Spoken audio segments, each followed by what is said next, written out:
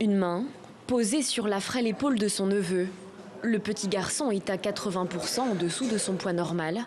Lui et son oncle sont épuisés. Ils n'ont quasiment rien avalé depuis 3 mois.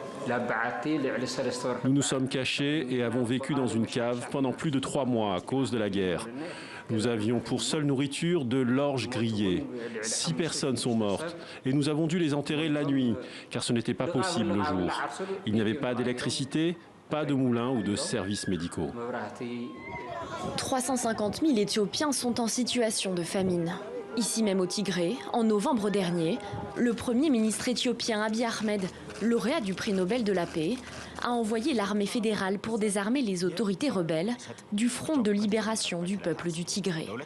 Le conflit devait être de courte durée, mais il s'est enlisé, faisant des milliers de morts et de déplacés. Les cultures ont été brûlées et les récoltes pillées. 90% des 6 millions de personnes vivant au Tigré auraient actuellement besoin d'une aide alimentaire d'urgence. Mais les ONG présentes sur place disent rencontrer des difficultés à atteindre la région, dont les militaires éthiopiens bloqueraient l'accès. Il s'agit d'une crise de sécurité alimentaire, certes, mais c'est surtout une crise d'accès, de protection qui nous empêche de faire le travail nécessaire. C'est un environnement incroyablement dangereux pour nous tous.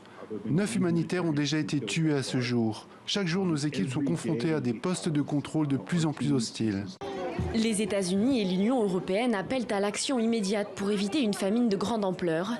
Une réunion du Conseil de sécurité de l'ONU est prévue mardi prochain à huis clos.